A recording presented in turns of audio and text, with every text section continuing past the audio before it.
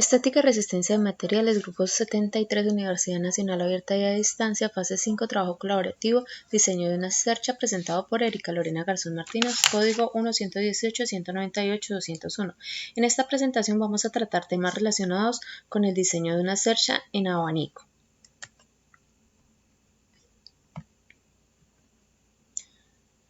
Fase 1, 2 y 3. Planteamiento. El área para cubrir corresponde a un terreno rectangular de 6 metros de frente por 18 de fondo. Las cerchas tendrán una separación de 3 metros entre sí. Las cerchas tendrán una pendiente de 30 grados y se construirá con perfiles de acero estructural A36, ángulo de piernas iguales L64 por 64 por 4.8. A la izquierda podemos evidenciar la forma de la cercha tipo abanico. A continuación vamos a hacer cálculos de diseños. Tenemos los datos de pendientes de la cercha, que es un ángulo de 30 grados, espacio entre cerchas que es de 3 metros, longitud de la cuerda inferior es de 6 metros, flecha de la derecha, altura de la cercha. En la altura de la cercha manejamos una fórmula que es igual a la longitud de la cuerda inferior, que sería igual a 6 sobre 2 multiplicado por la tangente de la cercha, en este caso son 30 grados, donde la altura de la cercha sería igual a 1,72 metros. Longitud de la cuerda superior. De la cuerda superior es de 6 sobre el coseno de 30, eso sería igual a 6,928 metros. Número de la cercha que requiere, eso requiere una profundidad del terreno que es igual a 18, espaciamiento entre cerchas que es igual a 3, más 1, eso sería igual a 7. Área de influencia de las cerchas. La área de influencia de la cercha tiene un espacio entre cercha por la longitud de la cuerda superior que es igual a 3 por 6,928, que eso sería igual a 20,784 metros al cuadrado. La velocidad del viento viene siendo de 10 metros por segundo. Tenemos las cargas vivas, peso estimado de una persona serían 70 kilogramos sobre metros cuadrados. Para la fórmula de la ecuación de cargas vivas vamos a ver el peso de la persona por el área de influencia por la gravedad, que eso es igual entonces a 70 kilogramos sobre metros cuadrados por 20,784 metros cuadrados por la gravedad, que es de 9,8 metros por segundo.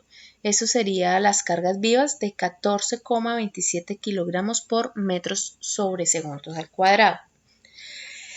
En este caso vamos a ver las cargas muertas. En las cargas muertas tenemos el peso de la cercha, que es la sumatoria de la longitud de las barras por densidad lineal del perfil seleccionado por gravedad, tomando información de la tabla de propiedades de perfiles de láminas de acero. La densidad lineal del perfil es de 4,6 kilogramos sobre metros por 2, que eso sería igual a 9,2 kilogramos por metros. Podemos evidenciar la tabla en la parte siguiente. Luego vemos el peso propio de la cercha, que es de 24,35 metros. Esto es un dato que arroja la sumatoria de todas las longitudes de los elementos de la cercha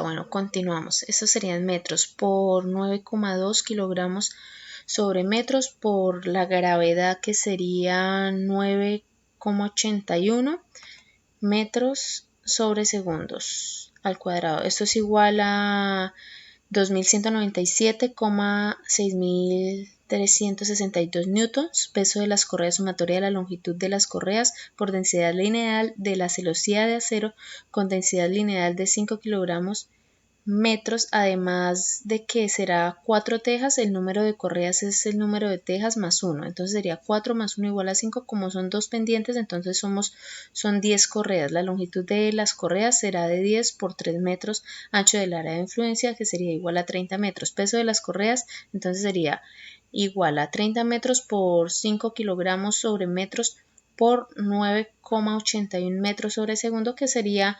1471,5 newtons. Enseguida vamos a ver lo que son las cargas muertas. En las cargas muertas tenemos el peso de la teja, número de tejas en el área de la influencia por peso de la teja por gravedad, utilizando la tabla de Ternit, donde nos dice que la longitud es igual a 1,38 metros y el ancho a 0,873 metros y su peso es de 14,75 kilogramos. Tenemos que el número de tejas para la longitud de la cuerda se calcula con la pendiente que se requiere cubrir, que es 5,2 metros más 0,32 metros de voladizo sobre 1,38 metros igual a 4 tejas. El número de tejas para cubrir el ancho de la cercha sería ancho del área de influencia de la cercha sobre el ancho de la teja, que eso sería igual a 3 metros sobre 0,873 metros igual a 3,43 tejas. Lo que significa que se requiere 2 por 4 por 3,43, que eso sería igual a las tejas. Lo que significa que se requieren entonces 27,44 tejas. El peso de las tejas lo podemos identificar ahí, la carga de los vientos, carga de viento, realizando la sumatoria de las cargas muertas con sus respectivas ecuaciones. También realizamos la carga total, que es igual a carga viva más cargas muertas. Al finalizar distribuimos las cargas en los nodos de la estructura, que eso sería igual a la carga total sobre el número de la cercha menos 1, que sería igual a 1,83 kilonewtons. A continuación podemos evidenciar la asignación de nodos en la cercha, en la parte izquierda, en la parte derecha, la longitud de elementos.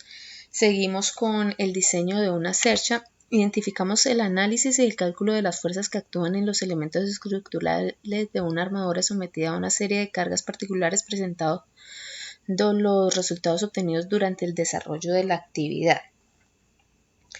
La cual consta de una serie de elementos o barras acoplados entre sí por nodos, los cuales cumplen una función estructural ya que se encargan de resistir y transmitir las cargas aplicadas a la estructura. En la siguiente estructura aplicamos unas cargas en el nodo A de 1,75 kilonewtons, en el nodo B 3,5 kilonewtons, que ese sería al igual de los nodos del C, D, E, F, y el nodo G es igual al nodo A de 1,75 kilonewtons. Seguimos calculando fuerzas internas. Existe un método particular para calcular las fuerzas, calcular las reacciones en cada elemento de la estructura, el método de los nodos. Este método se trata de analizar la armadura como un elemento en equilibrio partiendo de cálculo de las reacciones respectivas en cada uno de sus apoyos directos. Ya que tenemos las cargas y reacciones aplicadas en una estructura, se transmite axialmente a lo largo de las barras, generando una serie de reacciones en los extremos o nodos, donde tendremos en cuenta que esas reacciones se transmiten en su componente vectorial, por el cual sus nodos se pueden analizar mediante la sumatoria de fuerzas en cada uno de sus ejes. Para calcular la fuerza debemos tener en cuenta las componentes de Y y X. Tenemos el resumen de fuerzas internas, donde ya tenemos calculado la sumatoria de las fuerzas. Tenemos que la estructura tiene nodos gemelos, entonces la fuerza que hay del nodo A al nodo B es la misma que se aplicará en el nodo FG, que es de menos 17,5 kilonewtons. Por ser negativo, es una fuerza de comprensión. En el nodo AL y HG tenemos 15,155 kilonewtons, la cual es una fuerza positiva que se identifica como una fuerza de tensión. Acá hacemos los cálculos de los esfuerzos normales y factores de la seguridad para cada una de las barras, donde hallaremos los esfuerzos normales y clasificarlos como tensión, comprensión. En una de las tablas está el resumen junto con los factores de seguridad para cada una de las barras. Los elementos de tensión se verifican bajo esfuerzos y los de comprensión bajo cargas críticas, donde aplicaremos la fórmula de Euler. Partimos con el diseño de la estructura que debemos evidenciar en los cálculos de las fuerzas, tanto externas como internas, y la longitud de los elementos. Ahora sí continuamos. Longitud de los elementos. En la longitud de los elementos empezamos calculando las fuerzas normales. Podemos evidenciar la tabla con la longitud de los elementos y partimos con los elementos que están construidos en un acero estructural A36 y es un ángulo de piernas iguales con un perfil de 64 por 4.8. Continuamos utilizando la ecuación del esfuerzo. Como ya tenemos nuestros datos, iniciamos a hallar el esfuerzo, que es igual a la fuerza sobre el área. Donde ya tenemos la fuerza calculada, procedemos a hallar el área como todos los elementos que se van a construir son del mismo material, entonces el área va a ser la misma para todos. Tomamos ese dato de la figura del ángulo, el cual es de 581 elevado al cuadrado, el cual nos lo da en metros y lo da en metros y lo pasamos a metros cuadrados y nos da un valor de 0,01162 para todos los elementos. Luego hallamos el esfuerzo normal, de la cual tomamos la fuerza y dividimos en el área, el cual nos da en kilopascales, el cual pasamos a megapascales. Para realizar esa operación la dividimos en 1000. Tenemos los datos en megapascales. Al realizar las evidencias tenemos datos negativos, que quiere decir que el elemento es una compresión, y los positivos tensión. Los positivos van en tensión y tenemos un elemento de amarre, que en este caso es el LVHF, el de amarre. Continuamos por acá. Acá procedemos a hallar los factores de seguridad para las barras en tensión, donde tenemos los datos de área y el esfuerzo admisible. Para hallar el factor de seguridad, tomando la resistencia de influencia sobre el esfuerzo admitible. La resistencia de influencia la encontramos en la tabla de propiedades del material que vamos a utilizar, que es de 250 megapascales para todos los elementos. Luego dividimos la resistencia afluente sobre los esfuerzos admisibles, el cual como resultado nos da el factor de la seguridad para todos los elementos en tensión. Continuamos acá a hallar el factor de seguridad para los elementos de compresión, teniendo en cuenta que son columnas largas, es decir, columnas de doble. La ecuación para hallar la carga crítica es la carga mayor que puede soportar la columna. Esta ecuación es de pi al cuadrado por E por I, en donde E es el módulo de la estructura y I es el momento de inercia del área de la aserción sobre la longitud del elemento al cuadrado. Primero hallamos el momento de inercia, donde utilizamos el teorema de ejes paralelos, realizando la ecuación tanto para X como para Y, donde escogemos el menor valor de esta solución. El menor valor nos da en X, que es 4,460 metros a la 4. Finalizando, procedemos a hallar la carga crítica. Ya tenemos la fuerza real aplicada, el área del perfil, el modelo de elasticidad. En el modelo de elasticidad lo encontramos en la tabla de propiedades de la estructura. Para este caso es de 200 gigapascales. La longitud del elemento que hallamos anteriormente, el mínimo momento de inercia. Ahora hallamos la carga crítica, la cual aplicamos la fórmula de pi al cuadrado por E por I sobre la longitud del elemento al cuadrado. Esto nos da la carga crítica. Por último, hallamos el factor de seguridad, el cual aplicamos la carga crítica sobre la carga real de los elementos. Esto es igual al factor de seguridad para todas las barras de comprensión.